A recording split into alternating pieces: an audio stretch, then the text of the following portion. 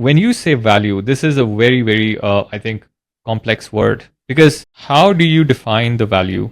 And then if you have, how do you increase the value in the prospect's mind that they're ready to pay you for your services, whatever you want? I define value with your 4 pillars of success. Who would you prefer? A very expensive niche marketing company who says, oh, I am the best marketing company in legal space, or somebody who is affordable, but then they are general marketing company? Because you've done your homework, don't you think it's better to just pick the general one? I'm going to speak from experience here. Or someone who's starting a law firm, the biggest question is which niche to pick.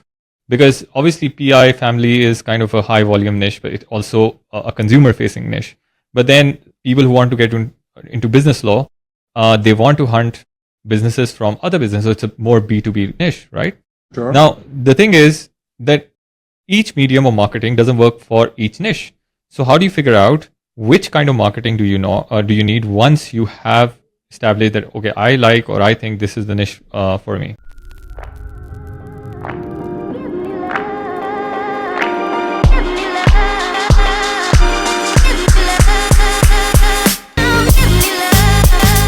Today we are joined by Russel Morgan, the founder and principal of Morgan Legal Group.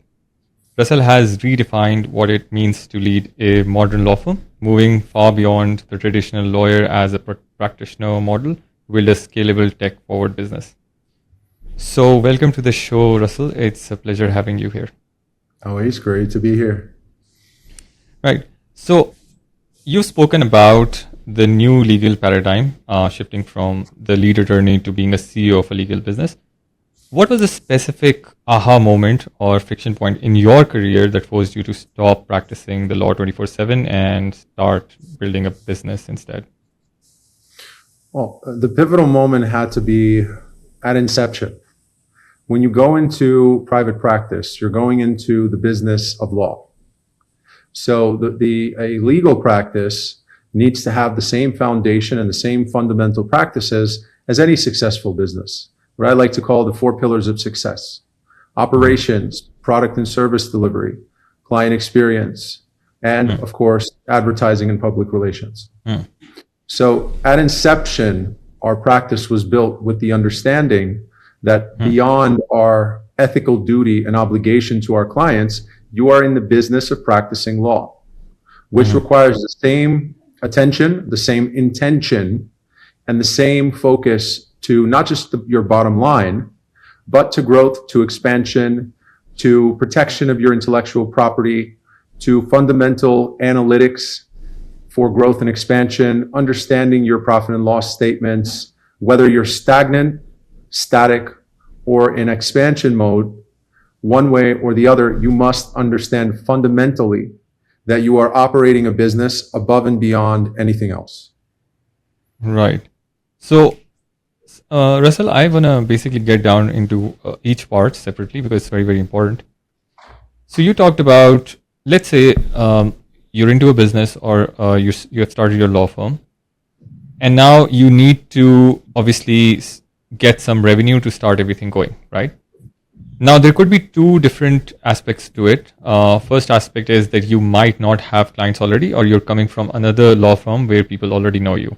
So since if you do not have any clients, what is the first thing people should do to at least get going in the marketing sense or in sales sense?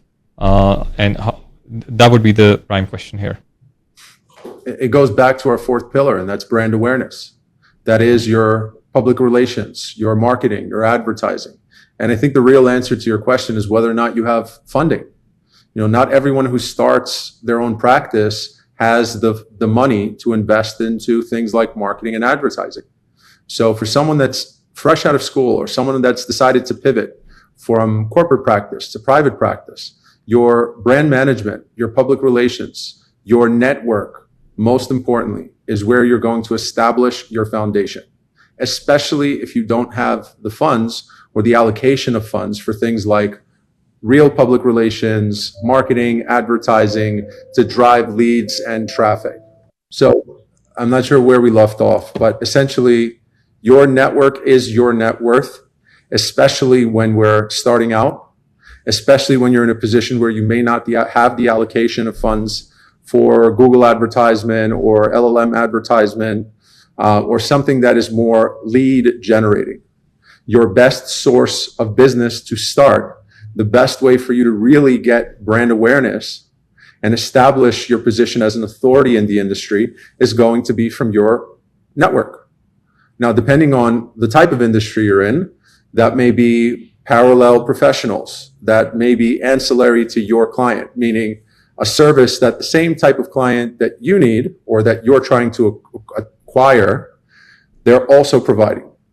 Now, that may be an accountant, it could be a financial advisor, it could be a real estate broker, it could be an agency that's part of an employment group that is there for staffing. So it really depends on your specific niche. And that speaks to the main point. For you to really build brand awareness, whether you have the funds to allocate for public relations, marketing, and advertising, or if you don't, the key to establishing brand awareness is establishing your niche. Who are you? What is your brand identity? What is your position in the market? What type of clients do you service? Based on your brand awareness, then you can start to understand, who do I have to attract? What kind and what type of network do I need to build? Who should be part of my network? And just as important, who should not be part of my network? So that we're only spending time on and resources on people that may be able to attract business to your business. Yeah. So that's basically the huge list that I would want to get into this as well.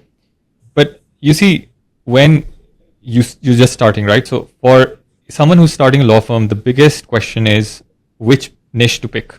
Because obviously PI family is kind of a high volume niche, but it's also a consumer facing niche. But then people who want to get into business law, they want to hunt businesses from other businesses. So it's a more B2B niche, right? Now, Sure. The thing is that each medium of marketing doesn't work for each niche.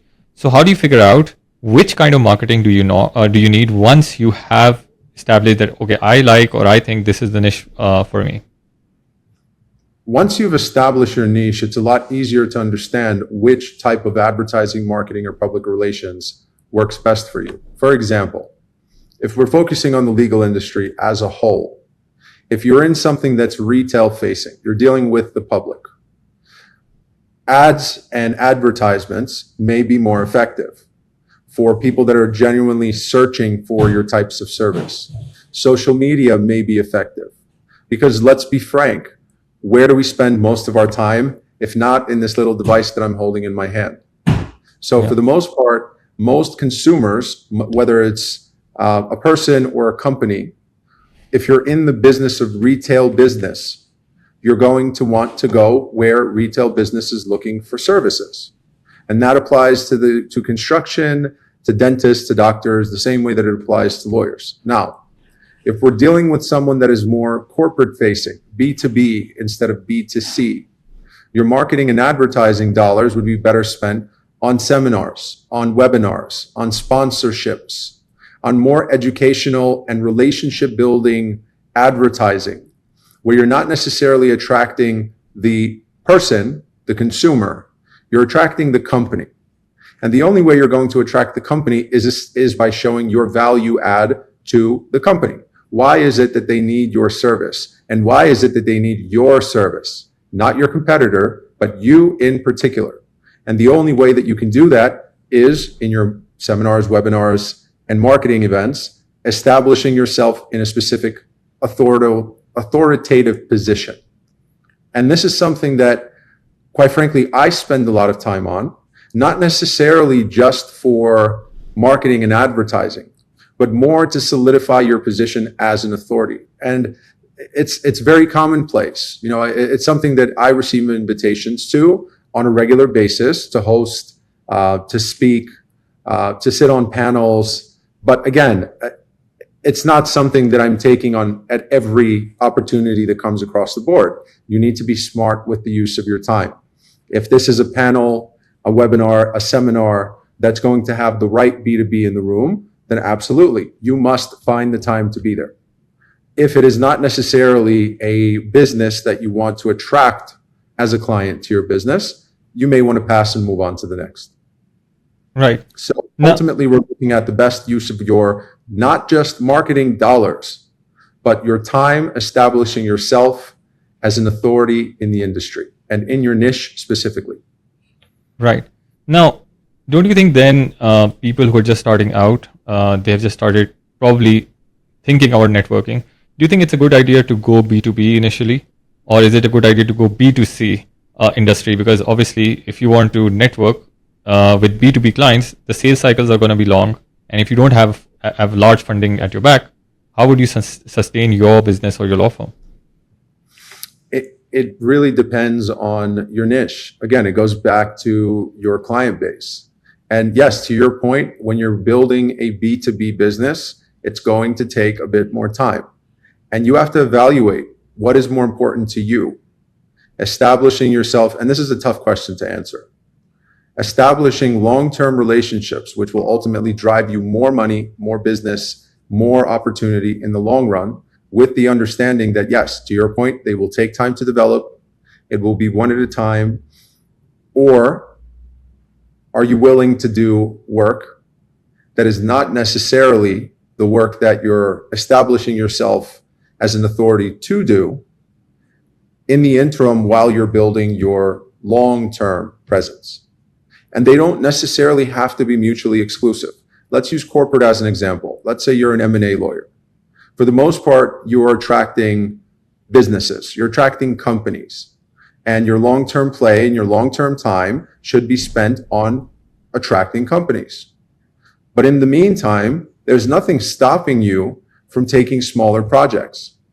And these can be either smaller businesses that are looking on retail mediums, that are searching the Googles and the LLMs and the social media platforms, because they're not necessarily looking for the best quality. They may be more price conscious than they are quality conscious. So this way you can allocate some of your budget to pay your bills, keep your business afloat, while you invest the majority of your time in really cultivating those long-term relationships. And I can speak from experience. Those relationships take a very long time to develop. But the rule of thumb is 1. So for every relationship you establish, if you can attract 1 client from each referral source per year, you have already built your network. Now, it sounds a lot easier said than done, but once you get into the world of 100 people in your network, or 200, or 300, or 500, and these are not necessarily people you're speaking to on a regular basis, this is a check-in, once a month, once a quarter, just to make sure that you can still say hello, you can show face, maybe grab coffee, maybe have lunch, just to be in the same room, because timing in that type of business structure is everything. You know as well as I do. If you don't see me for a long time and we're doing business together, and all of a sudden you and I get together for lunch, oh, I just remembered, I have somebody that may need your service. And we start talking about it. So if you're not constantly reminding your network that we're here consistently, then they're simply forgetting about you. So it's not necessarily daily communication, but it's consistent communication. So that while you're taking on that other work that may not be as sophisticated and may not necessarily be your ideal client, just to pay your bills, you're building out your network. Right. Now, here's a very important question, because when you're building a network, there was something very important you said, and that was parallel professionals, right? Now, if let's suppose I run a law firm, and then obviously I run into M&A, I deal with small businesses or medium or large businesses, any sort of businesses. I have somebody who is into, say, software development, right? Now, I just met them through LinkedIn or any referral network partner, through networking on LinkedIn or any other, social media. And I basically get into talks with them, and I say, you know what, if you refer your clients, I can refer my clients. But there's an imbalance here. The imbalance is I'm just starting. I don't have any clients to offer them. But they do have clients, and those clients I need. So if I don't have any clients, how will I be balancing sort of that proposition such that it's beneficial for both parties? Well, look, to be fair, you have to show value. Now, if you don't necessarily have business today, that doesn't mean that you won't have business tomorrow. my rule is it starts with one. Just like you, if you're referring business to someone, you want to make sure that your client is well taken care of. So does the person referring business to you. And oftentimes, and I'll come back to the question about what to do if I don't have business to give you back, but oftentimes one of the keys in any referral-based relationship is quality product and service delivery. So your referral source is equally interested in making sure that your client is satisfied and grateful for the fact that you referred them to another professional as much as they are looking for business. Because that in itself is your value add. That in itself gives your client a reason to come back, and it gives them a reason to bring other people to your referral source. Now, an alternative, if let's say you don't have business today, is potentially services rendered to the professional that you're doing business with. They may need guidance. They may need services from you. And in exchange for them referring business to you, while you may not necessarily have anything to refer back, you may offer services. Because at the end of the day, you are a professional. And not only are you a professional, your job as a professional in any business is to establish yourself as an authority. And what better way to show a referral source that you're a authority in your industry than pro bono services to them directly? Not only will this give them a reason to send work to you on a referral basis, it will also give them a level of comfort and understanding that you're competent, and not that you're just competent, but you are a leader in your industry. And oftentimes that will be reason enough, especially when you're dealing with some of the larger businesses. They're not so concerned with the one-to-one exchange or whatever your exchange rate is. We're looking for quality people to work with. And I want to asterisk this conversation that we have ethical obligations. So oftentimes, regardless of what you think your relationship is, you have to be careful and make sure that there's full disclosure to your client, that there's full disclosure from both sides, and that your referrals are ethically proper.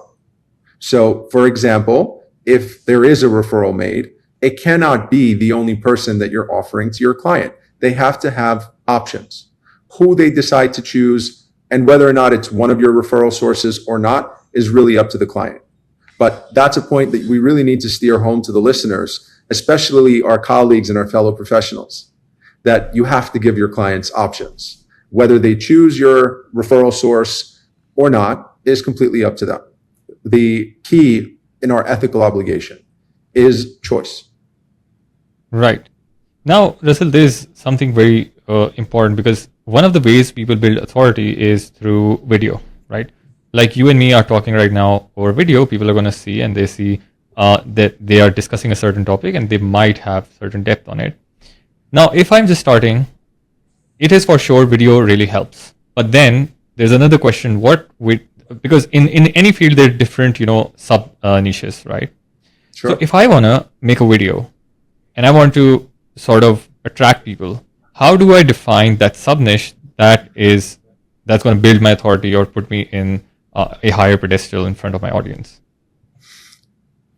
You have to start with the overall foundation and really build out and tailor what services fall into your niche. And based on your overall niche, let's just use the world of trust and estates as an example, which is the world where I grew up in. In the world of trust and estates, that is your general niche. But within that same sub-niche, we have wills, we have trusts, you have estate administration, probate, trust litigation, as examples. So any niche, in order for you to establish that sub-niche, you have to understand what is the overall field that you're looking to get into. And more importantly, you have to answer people's questions. And this is something that I preach, especially when you're building a marketing campaign or you're building an advertising campaign. You have to view your ads from the eyes of the consumer. You and I here are both consumers. Whether we're picking someone for our laundry or going to shopping and whatever it is, we're consumers. We consume emotionally. And when we consume in a certain form. And it's usually in a question form. I'm not necessarily saying, I want a lawyer who practices the following practice area. I'm asking a more specific question. Why do I need a will? And this is how you define not only your sub-niche, but the questions within your sub-niche. The actual topics that your clientele pool or potential clientele pool are looking for. And it's usually questions that they're looking for answers to. A simple way for us to build your infrastructure is really just check public platforms. Read what's happening on the forums. Reddit is publicly available. 4chan is publicly available. Facebook is publicly available. And these questions are out there. Your job as a professional is not only to establish yourself as an authority in the industry, but to make sure that those questions can be answered by you. That if nothing else, your brand presence, your brand identity is coming from the fact that when people are looking for answers to questions within your niche or your sub-niche, those answers are coming from you. And that may not necessarily convert into a client on day one, but if they get their questions answered from you, they know that when it's time for them to actually move on the answer that they received, and when they actually need the service that they were asking questions about, guess who they're coming back to? They're coming back to the person who answered their questions. So establish your niche, establish your sub-niche, and do the work. I mean, a lot of what we're talking about is structure and work.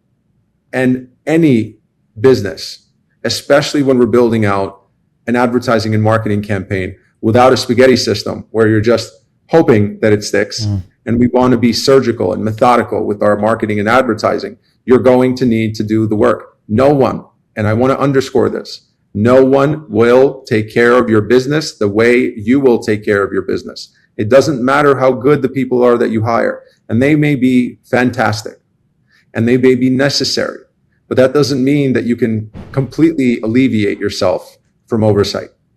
Start with the foundation, do the research, learn your niche like the back of your hand, the same way like you learned the law when you sat for the bar. And before you decide to outsource and bring in a professional, because the only way that you can gauge whether or not they're doing a good job when it's time to delegate is if they're answering the questions and they're driving traffic, not only to drive traffic, but specifically to your targeted geographic client. Exactly. And I think that's one of the key elements, that unless you do not understand at least the foundations of any marketing platform or principle, probably you never are going to be able to fully delegate to anybody because you don't know what's happening, right? But then how can you outsource if you don't understand it yourself? I mean, that's the problem, that people come into any business, right? They have a little bit of money with them and they just say, I want to be a X. And they hope that just by bringing in a marketing agency, an advertising agency, an operator, they can just stick 1, 2, 3 together and hope for the best. I mean, even in things like franchises, just as an example, technically they're delivering a turnkey business, right? They're giving you the brand, they're giving you the operations, they're giving you the foundation. But that doesn't mean you don't have to put in the work. You still have to staff, you still have to manage, you have to have some oversight. Ask any franchise owner. It may be minimal, but you best believe that they're doing the work. Yeah. But then, Russell, that brings us to another point, and that is, obviously you are busy, you might have few clients, you'll need to, look at their cases, you need to fight their cases. Now, when you're picking, let's suppose it's time that you do understand the foundations, you want to outsource, right? And now, who would you prefer? A very expensive niche marketing company who says, oh, I am the best marketing company in legal space, or somebody who is affordable, but then they are general marketing company? Because you've done your homework, don't you think it's better to just pick the general one? I'm going to speak from experience here. I have spent my fair share of money on trial and error, on spaghetti system marketing. The best way I can answer your question is, don't put all of your eggs in one basket. Why do we have to choose one or the other? Any business in a marketing, advertising, and public relations campaign has multiple layers. It's not one thing that they're producing. They're doing multiple, they're completing multiple functions. So what is stopping you from giving company number one a portion of your campaign, and company number two, another portion of your campaign. And this way, you can see which one outperforms the other. Is the one charging the premium really worth the money, or are they just charging a premium because they have more expenses? And the smaller one, are they truly small because they're just not good at what they do? Or are they much better than the larger company and they just happen to have less overhead and less expenses because the owner may be doing the majority of the work themselves and not really interested in scaling? They want their consistent clientele base. They're comfortable at the level that they're operating, but their product and service delivery is second to none. So rather than trial and error, where we start with one, hope for the best, if it doesn't work out, move to the second one, lose a lot of money in the process, lose a lot of time in the process, why not bifurcate? Get both involved on smaller parts of a whole. And this way you can pin them against each other, number one. And number two, understand, is the premium worth the spend? Right.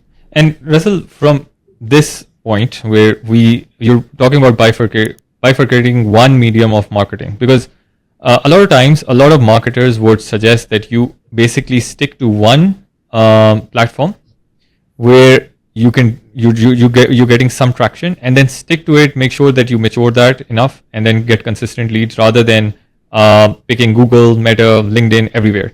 So, or SEO in general. So what is your take on this? Should we pick one medium in the start and stick to it for a certain amount of length? And also, I would add on to it, what is the time frame for testing this? Like, in your experience, when should I stop on a certain medium and when I should